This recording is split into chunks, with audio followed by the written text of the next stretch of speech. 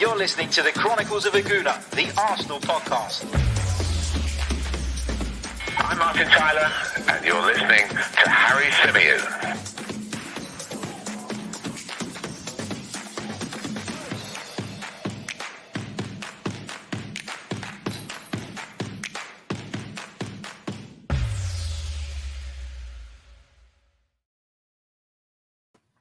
Hello and welcome back to the Chronicles of a Gooner, the Arsenal podcast brought to you by 90 Min.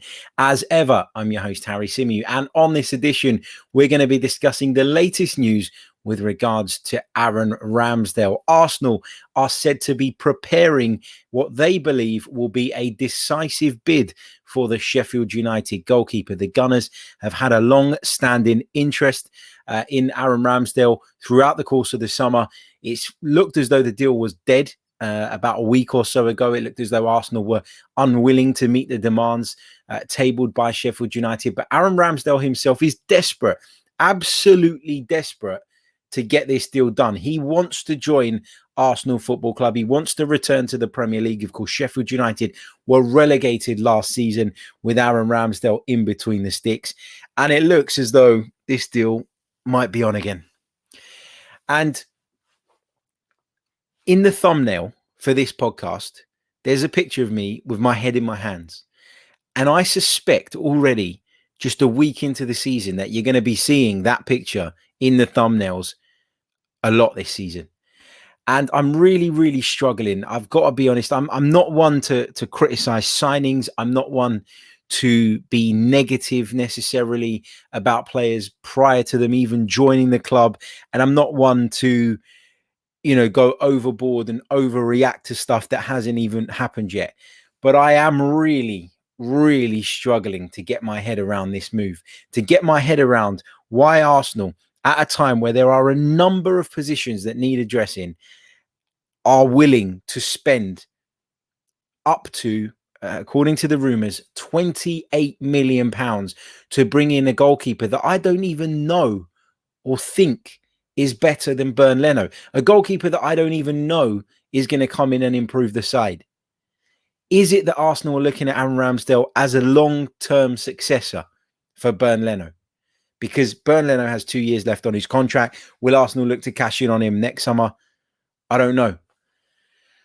But even still, do you have any confidence that Aaron Ramsdale is the man? Do you have confidence that Aaron Ramsdale is the goalkeeper that's going to come in, stake his claim for the position between the sticks, and become the next David Seaman or Jens Lehmann or any other legendary Arsenal goalkeeper you can think of? Is Aaron Ramsdale cut out for that? And based on what I've seen of him so far, I have to say no. I have to say no. And that sounds really harsh and it sounds really horrible. And I'm almost disgusted at myself for criticizing a signing before it's happened. But it really does feel like a silly move to me.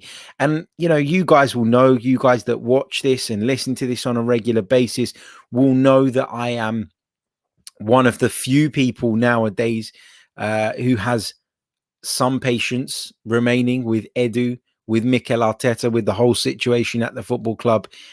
And even I find myself in this situation really frustrated, really angry, really disappointed, and perhaps more than anything, confused as to why Mikel Arteta and his staff are convinced that Aaron Ramsdale is the answer to Arsenal's goalkeeping issue.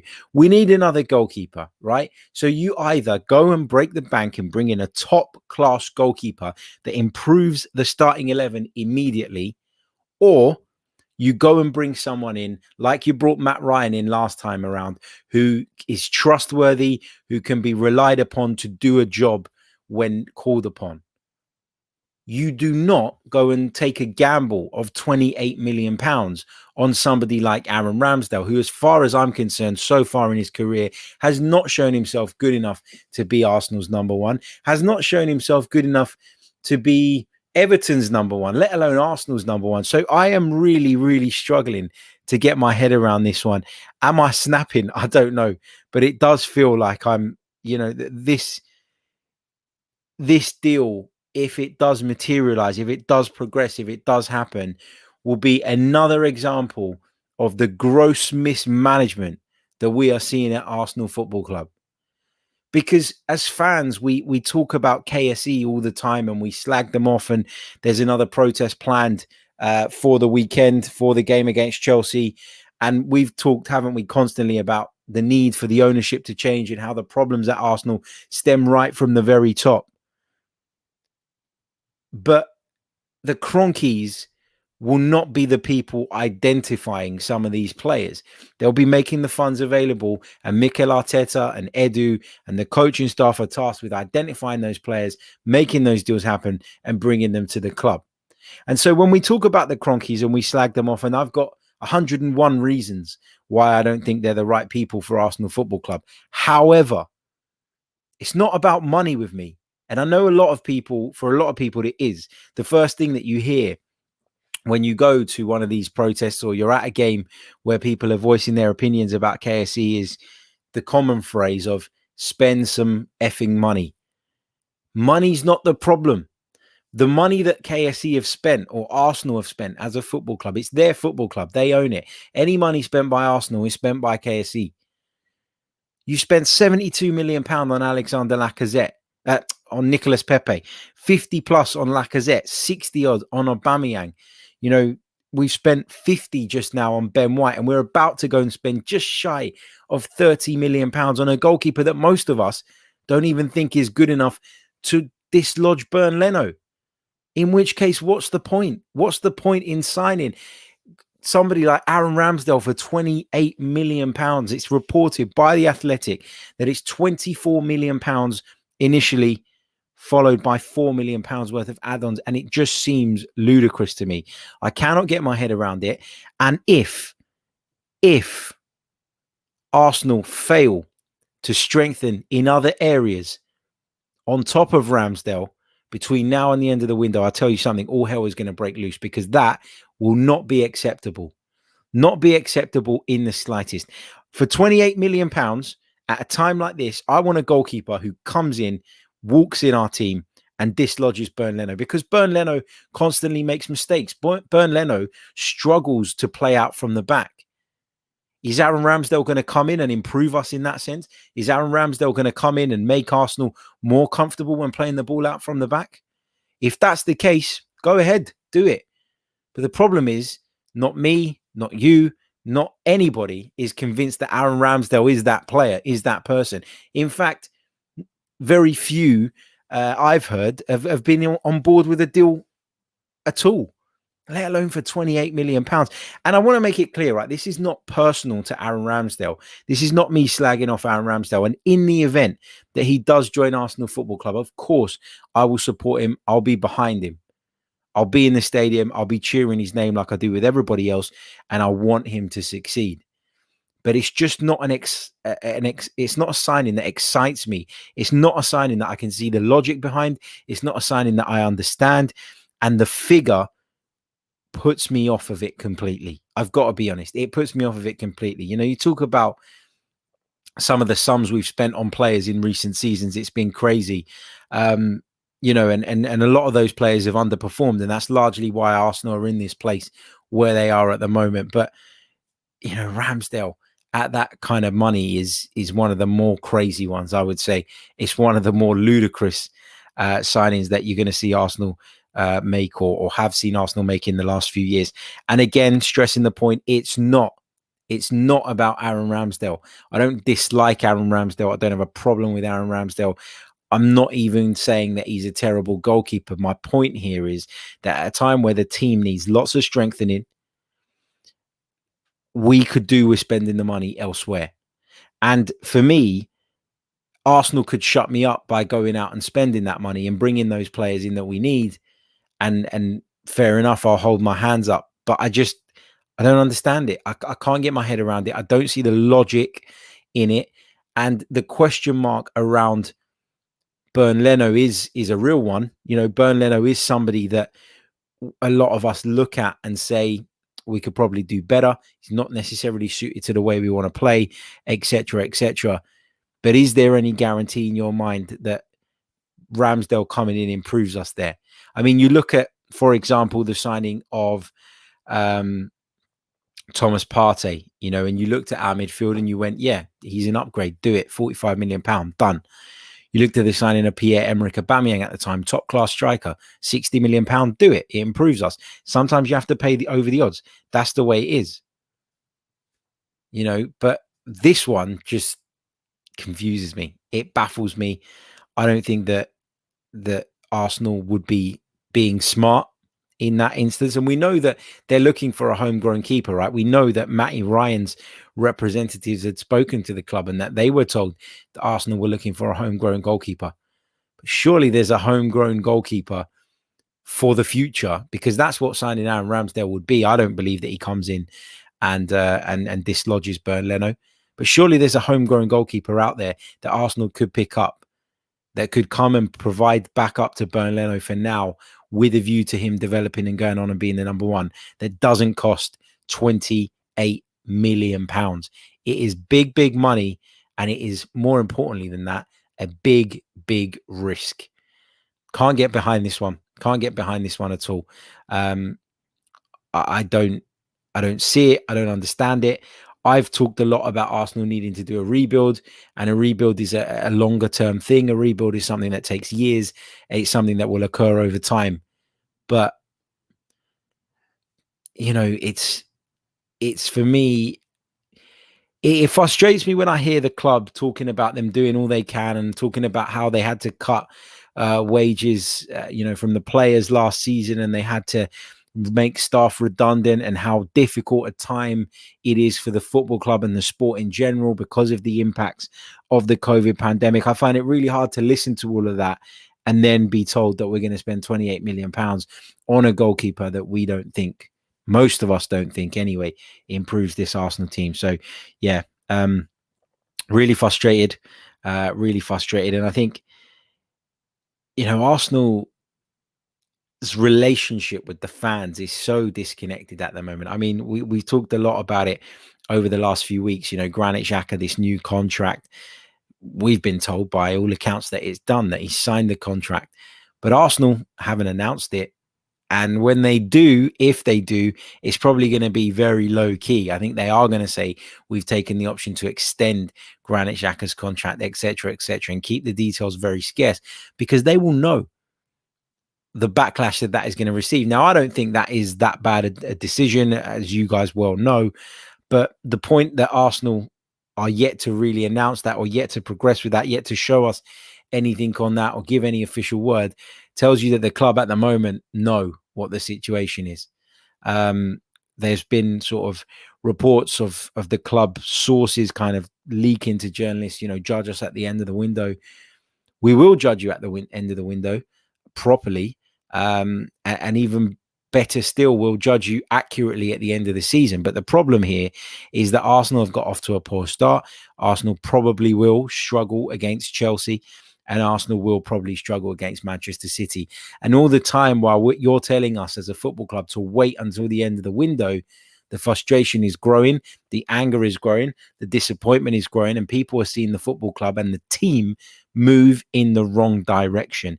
And to me, this transfer would go into that category, along with many others over the years, of Arsenal paying well over the odds for someone who might come good, for someone who might do well, for someone who might have the ability to take us forward, not someone who definitely will. And that's why there's a massive disparity between Arsenal and some of the stronger teams in the Premier League at the moment, because we've taken uncalculated, crazy, poor risks, over the years that have led us to this position. And to me, if you're going to sit and talk about Mustafi 35 million and Xhaka 40 odd million and some of the other poor signings we've made, this one would sit, based on my prediction anyway, right up there. So yeah, frustrated, in case you didn't realize already. And as I say, this is not normally me. I normally want to give players a chance. I normally want players to prove me wrong, but I'm looking at this, and whatever way I look at it, whatever angle I come at it from, I can't see the logic, and I can't understand why Arsenal were doing this. Why was it reported last week that Arsenal walked away from the negotiation table and now they've come back? Because Aaron Ramsdale wants to move? Of course he wants to move. He plays for Sheffield United, with all due respect. Of course he wants to move. But for me, it just doesn't make sense. Doesn't make sense at all. Let's take this super chat from Wayne. And while I do that, guys, get your questions in the chat box. I'll take as many of them as I possibly can between now and the end of the live stream. Don't forget to drop the video a like as well. And please, as well, if you haven't done so already, subscribe to the channel if you're new. If you want to go that one further and become a member, you can do so by clicking on the link in the description. We'd love to have you for sure. Let's quickly check in on the likes. Let's see where we're at the moment. We are currently on 34, but we've only got, we've only got 34, but we've got 277 of you watching. So please do hit that like button. Let's get as close to 100 as we possibly can. Right, let's take this one from Wayne, who says, can you name a better homegrown goalkeeper that Arsenal should sign? Well, why can't we sign Sam Johnston from West Brom? Why can't we go after him? Why can't we test their resolve? You're talking about a goalkeeper who was better than Ramsdale in the Premier League last season. Okay, he's 28 years old. He's a little bit older, but goalkeepers can go to 33, 34 and be at the best level still quite comfortably. You're talking about a goalkeeper who wouldn't cost anywhere near that. But to kind of highlight how badly we are paying over the odds for Aaron Ramsdale, you only need to look at the two players' values according to Transfermarkt. Now, I know, and I've said this before, the valuations of Transfermarkt are not gospel, right? But to give you an idea of how these two players are ranked, okay, and valued, Aaron Ramsdale is valued at £10.8 million. £10.8 million. And Sam Johnston is valued at £7.2 million. Now, the only reason there's a difference in the valuation between those two goalkeepers is because Aaron Ramsdale is younger. Aaron Ramsdale is 23 years old and Sam Johnston is 28 years old. So that means that by default, the valuation is going to be slightly different because one has more years ahead of him, etc., etc. But for me, you're talking about bringing in a backup goalkeeper here. That's what Arsenal need this summer. We need a backup goalkeeper. We don't need, well, you could say we do need the number one. I think we do need the number one. I think we can upgrade on Bernd Leno. But that's not an upgrade. Aaron Ramsdale is not an upgrade. So why not spend £28 million, go out on the continent and pick yourself a top quality goalkeeper, bring him to the club and push Bernd Leno to number 2. And when he wants to go, you let him go and you promote someone from within, or you bring someone in of a profile where they're willing and understanding and accepting of their place as Arsenal's number 2. I just don't see what the fuss is about this one. I really don't. But Wayne, thank you very much for your kind super chat donation, mate. Really, really appreciate it. Let's see what else we've got here. Let's see what you guys are saying. Michael Grayson says, do stats matter? If they do, Ramsdale finished 3rd in the league in goalkeeper stats per 90 last season. Goalkeeping stats are very misleading, because we always hear this stat about this goalkeeper and that goalkeeper made the most saves over the course of the season. Well, actually, the reason they made the most saves over the course of the season is because they were playing in a crap team, a team that never had the ball, a team that were constantly under pressure. That's exactly what Aaron Ramsdale was doing last season. Did he make more saves than some of the other goalkeepers in the league? Absolutely. But that was because he needed to. So for me, that is a little bit misleading, I've got to say. Let's see what else we've got here. Jake Walker says, I love this. Apparently, Arsenal fans would be happy with Sam Johnston as number 1. No, nobody's saying they want Sam Johnston as number 1. What we're saying is, if Arsenal are looking to plug that hole, bring in another goalkeeper to compete with Bernd Leno for the time being, then go and get someone for £7-8 million who is a capable deputy to Bernd Leno And then you can address that problem next summer once you've addressed all the other issues that this team have. And as you continue the rebuild, what we are saying here is when there are so many gaping holes in the team and so many problems and so many issues that need resolving, how on earth can you justify spending £28 million on a goalkeeper who is not even better than the one we currently have? How much did Bernd Leno cost? He didn't cost that. And Bernd Leno was a German international goalkeeper coming from a big club in Germany to join us. Bernd Leno cost Arsenal £22 million. And now we're talking about signing Aaron Ramsdale for way more than that. It just doesn't make sense. Doesn't make sense.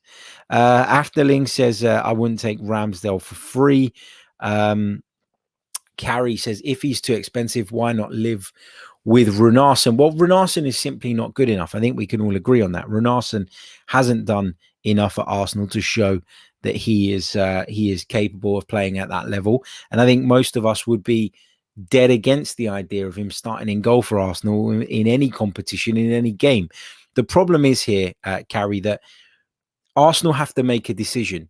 And the decision has to be, do I go out and get a top goalkeeper who can compete with Bernd Leno with a view to that goalkeeper becoming our number one, possibly from next season, but also being at a level right now where they're good enough to dislodge Bernd Leno straight away. And if they do that, fair play, they keep their place. Or are Arsenal looking at this as one of those situations and one of those areas and positions that we can kick the can down the road on and say, right, let's plug the hole like we did last year with Matt Ryan, and then we can worry about it after and we can do it properly. Because I'd rather Arsenal did that than went big and made the wrong call.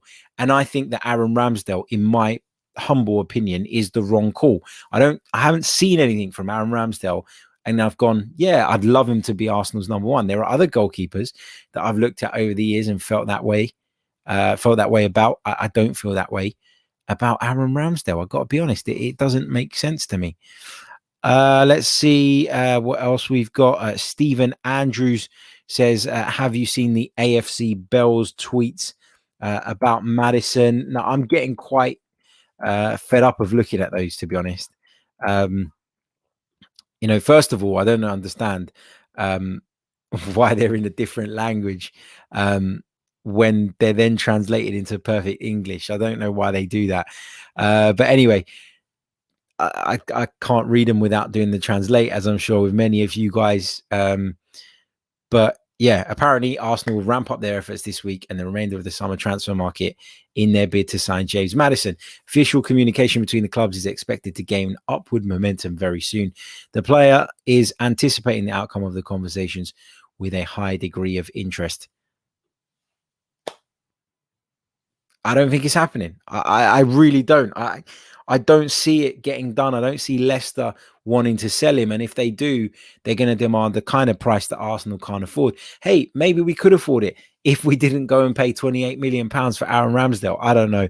But I'm in a bit of a mood about it all today. I've got to say, you're probably noticing it. It's probably coming through in the podcast. But I'm not getting carried away by the Maddison talk. We've been there, done that over the course of this summer, maybe 2 or 3 times now. I don't think that deal is going to happen. I've got to be honest. What else have we got? Matt G says, I'll translate it for you, Harry. Arsenal like Maddison. That's it. We like the player. Nothing new. Yeah. And there are a lot of accounts on Twitter kind of making a big splash based on kind of recycling the same information over and over again. Kebab Abdi says, why are we insisting with the homegrown quota, Harry? Are we trying to field a full English squad or what? Yeah, I don't get this either. I'm not bothered what nationality our players are. I don't care if they're from Australia. I don't care if they're from England. I don't care if they're from Italy, Germany, Spain, France, Portugal, whatever you want. I couldn't care less. Genuinely couldn't care less about where the squad is from. Obviously, there are restrictions that need to be met. Arsenal need to have a certain amount of homegrown players, as does everybody else. But it does feel like we're going massively heavy on this homegrown thing.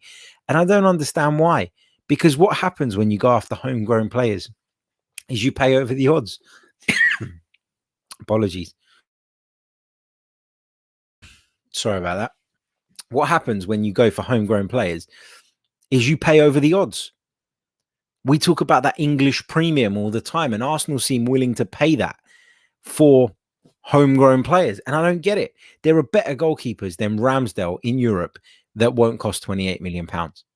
There were better centre halves in Europe than Ben White that wouldn't cost £50 million. Yet Arsenal seem to be insistent on going down this route this summer, and I really don't understand it. If you want to get the best value for your money, you need to find that right balance of, yes, having your homegrown players so that you meet the quota, but being able to identify talent from other leagues, from other countries, from other clubs who are in weaker financial positions. There's no point in going and knocking on Leicester City's door and looking to get a bargain on James Maddison. It's not going to happen. Sheffield United, they're in that position where they've just been relegated and they're going to get those parachute payments and all of that jazz that comes from the Premier League when you fall out of it. So they, again, are not in a position where they desperately need to sell. And so they're going to squeeze as much out of you as they possibly can. Weird. Hackney Man says, I don't know anything about Ramsdale. Genuinely, what makes him a bad keeper? So I'm going to give you my view on Aaron Ramsdale. And I appreciate that I don't watch Aaron Ramsdale every single week, right? I'm not a liar. I'm not going to say that I do. I've watched him on multiple occasions, of course, but not anywhere near as much as maybe some others have. But this is my kind of observation on him, and it's a simple one. I don't think he's one of those goalkeepers that you can take great confidence in terms of his presence. I think he's a good shot stopper, as are all keepers, or they should be anyway. But I don't think his distribution is that great. I don't think he is commanding enough in certain situations. And I guess you just get a look of a goalkeeper. And for me, the way I judge a goalkeeper is, first of all, does he make great saves that keep me in the game, obviously? And then, do I feel comfortable with that goalkeeper? If I were a centre-half playing in front of him, would I feel confident that he's going to do the basics right? And I think Ramsdale makes mistakes. I don't think Ramsdale is that different to Bernd Leno in terms of the style of goalkeeper. And it's clear that style of goalkeeper is not really working for us. It's not working from a defensive point of view because he's conceding silly goals, but it's also not working in terms of our ability to play out from the back, our distribution. And people say that Ramsdale's distribution's good. I don't think Ramsdale's played in a team yet that have got such an emphasis on playing out from the back. So I think he's untested in that. I really do. Alex says Ramsdale made more mistakes leading to goals than Leno. He's error prone and a mediocre shot stopper. Why sign a player who conceded over 120 goals in 2 seasons? Let's see what else we've got. So lots of you talking about Conte in Conte. Oh, we'd love to have Antonio Conte, but it ain't going to happen, is it? It's just not going to happen. R928 says, use your platform to say how shit our transfer market has been and that another week has gone and we're worse than last season. Look, until we get a couple more players in, then this window has to be looked at as a failure because I like the look of Lokonga, but is he going to take us to a next level this season? Unless he really sets the place on fire. No, he's not.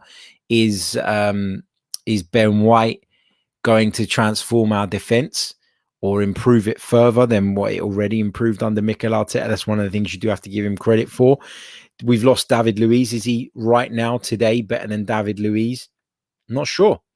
Not on Friday's evidence anyway. But obviously we're going to have to see how he develops. But this is the problem with Arsenal.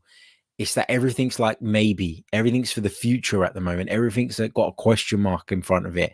And I want guarantees. I want Arsenal to go out and buy me a player who definitely improves the team straight away from the off. And even the signing that we spent £50 million on, Ben White, there's no guarantee that he will be better this season than David Luiz was last season. And that might sound harsh. And maybe there is too much pressure on Ben White because he's come into this side for the price that he's come in for. People have been talking in the aftermath of the Brentford game about how he's better suited to a back three. Well, it doesn't look like we're going to play with a back three. It doesn't look like that's what Mikel Arteta wants to do. And so he's going to have to adapt. And if that was the case, that Ben White is much more suited to a back three and much more comfortable in that position, then what the hell did we sign him for? I always say, as a manager, you need to have your system, and then you need to go out and you need to get the players in that suit your system, that complement your system. Will there be times where, as a manager, you have to bend your values and your philosophies to get the maximum out of your team? Absolutely. But we're talking about a rebuild at Arsenal, and we're talking about Arsenal providing Mikel Arteta the opportunity to go out and bring players. Arsenal said to Mikel Arteta, you can go bring in a £50 million centre-half, and he and Edu went after Ben White. So if that doesn't work out, then that's on them. That's on them. But it just feels like the longer the window goes on, the more nervous, the more tetchy I'm getting about how it's going to end up. But I didn't really have a massive issue with the idea of signing Ben White. I thought in theory it was a good signing. I thought that Lokonga was a good signing. And I thought the idea of bringing Tavares in for £8-9 million, whatever it was, also made perfect sense, given that we need left back cover. So I'm not up in arms about those deals, but it was clear that we needed more. And if that more is Aaron Ramsdale, then I'm disappointed. And I can't help but feel like that. I really can't. Craig Tanner says, in my opinion, we should return to a back three for Chelsea and going forward. What's your starting lineup with the available players we have for that formation? Yeah, I think a back three is an option. I think when you look at who we have fit and available at the moment, I think this is the way I'd do it. I'd go with Leno in goal. I'd go with a back three of Ben White on the right side of the defence. Pablo Mari would be my central defender. And then I'd probably tuck Kieran Tierney in as the left-sided centre-back. I'd push Nuno Tavares out onto the left wing. I think he's got the physicality and the pace and the speed and the kind of those sort of attributes in order to be able to get up and down that flank. I think he can cause people problems in the opposition's half. In midfield, I'd go with Xhaka and Lokonga again, just because obviously Partey's not available. Then I'd go with Smith Rowe. Would I go with Smith Rowe? I'm trying to work out the numbers in my head. Yeah, I'd go with Smith Rowe.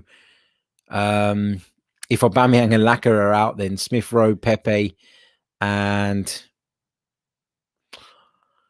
I guess you got to go Martinelli. Does that?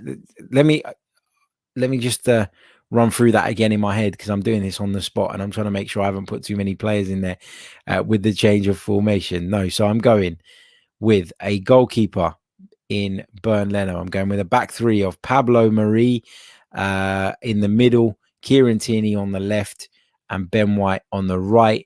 At left wing back, I'm going for Nuno Tavares. Right wing back, I'll probably go for Hector Bellerin in that system. Then I'd go Xhaka, Lokonga. Then I'd go Smith Rowe. And then I'd go Pepe, Martinelli. That's what I'd go with. That is 1, 2, 3, 4, 5, 6, 7, 8, 9, 10, 11 players. There you go. Got there in the end. Yeah, that's what I'd go with in that system and in that formation. And I'm not against him doing that. And I think he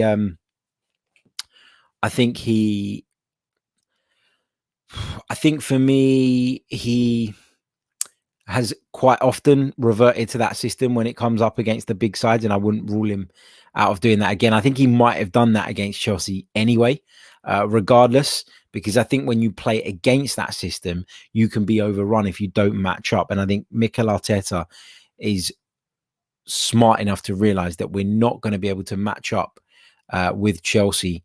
That if we don't match up with Chelsea, we'll have a lot of problems. So I think that's what he would do. Yeah, I think he might well go to the back three. I think you might see that at the weekend.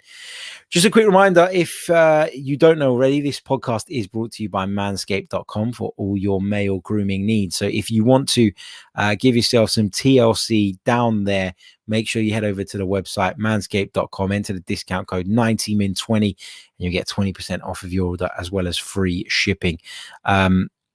It really, really does make a difference.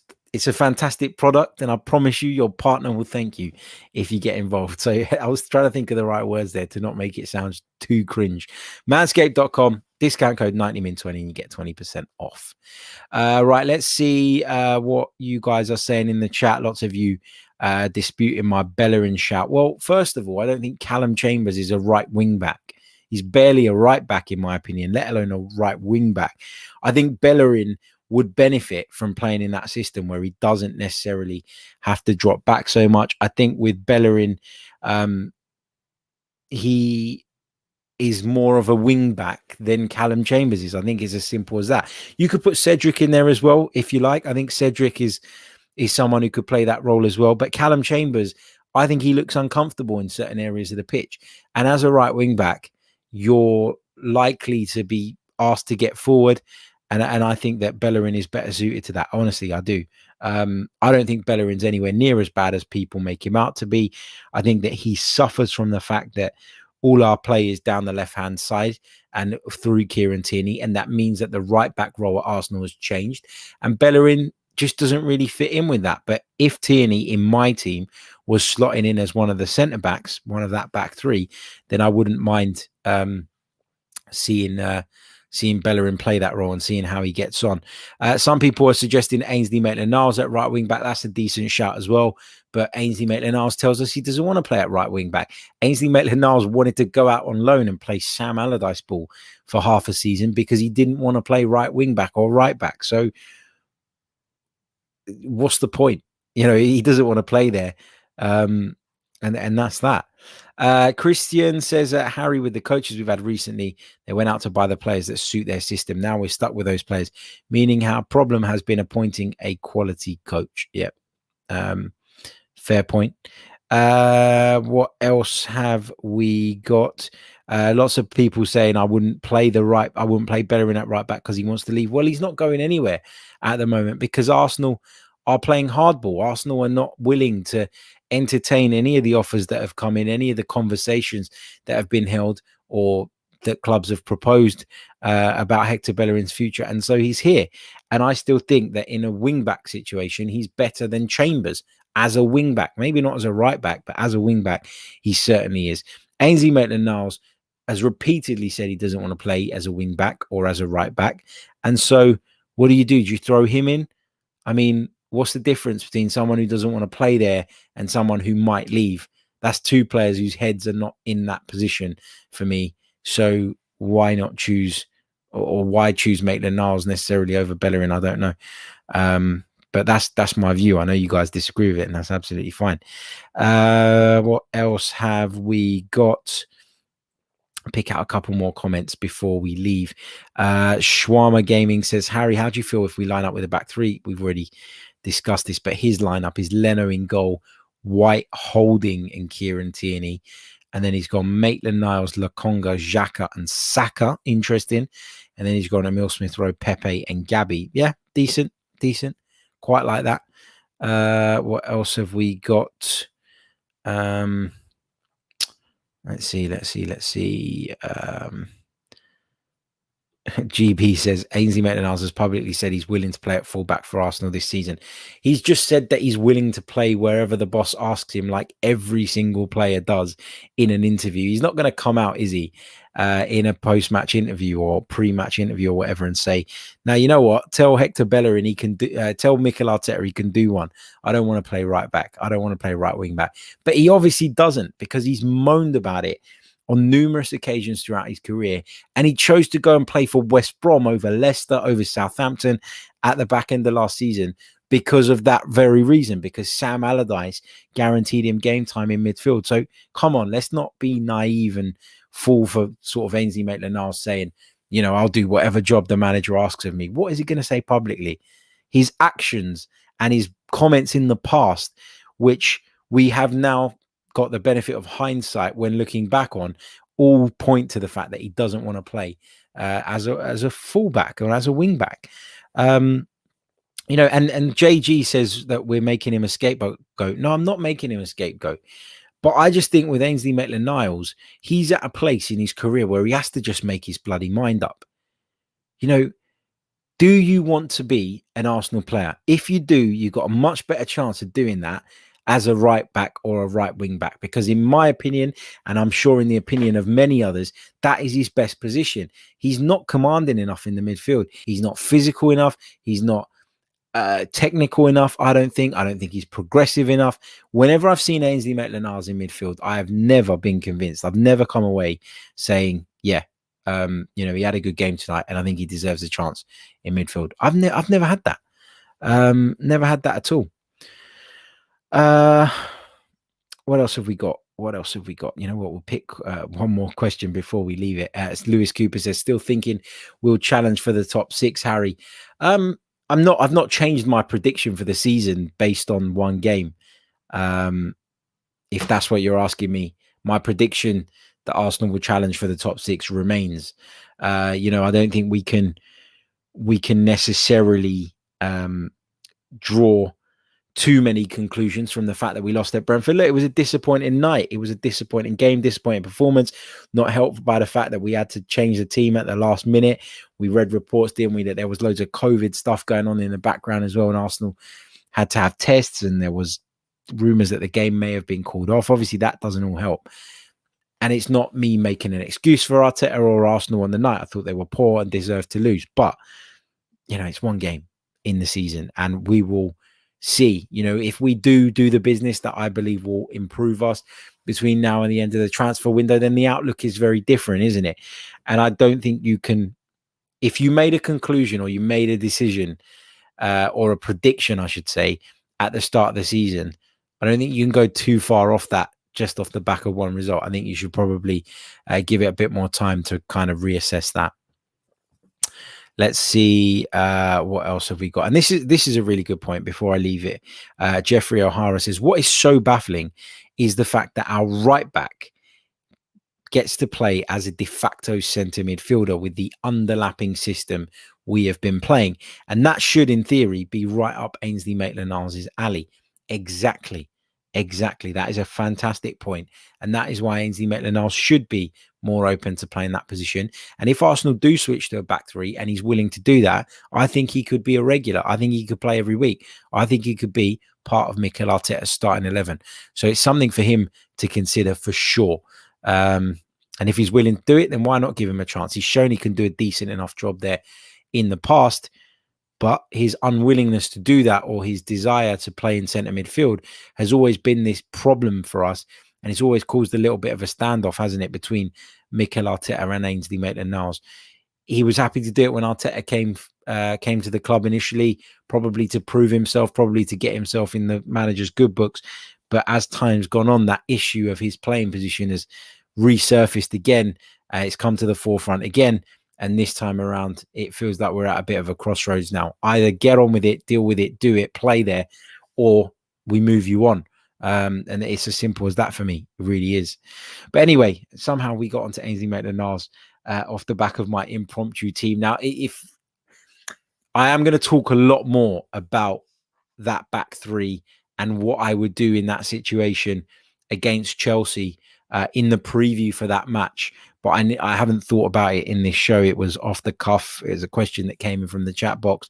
And so we'll discuss that in a little bit more detail, and we'll talk about what may or may not happen and how maybe Arsenal would best be able to match Chelsea and try and nullify their threat at Emirates Stadium on Sunday. So lots more to come this week. And I talked earlier, didn't I, that I talked about the fact that I was going to do an episode on Edu, on Vinay, on all of those guys, and we were going to talk about where the blame really lies for Arsenal's demise. And I did have that all scheduled. Those of you who had tuned into the stream prior to it starting would have seen the thumbnail was all made for that. And then the Ramsdale news came, so we changed the gear and shifted the podcast into that direction. But we will be doing that episode tomorrow now, so more to come on that, and I'm sure that's going to be one that sparks plenty of debate.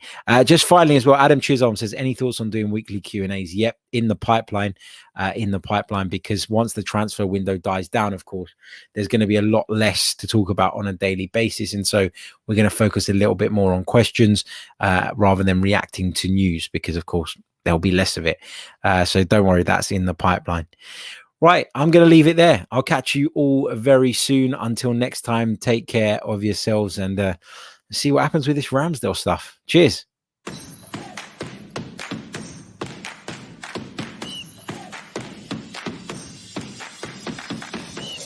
You're listening to the Chronicles of a Gooner, the Arsenal podcast. I'm Martin Tyler, and you're listening to Harry Symeou.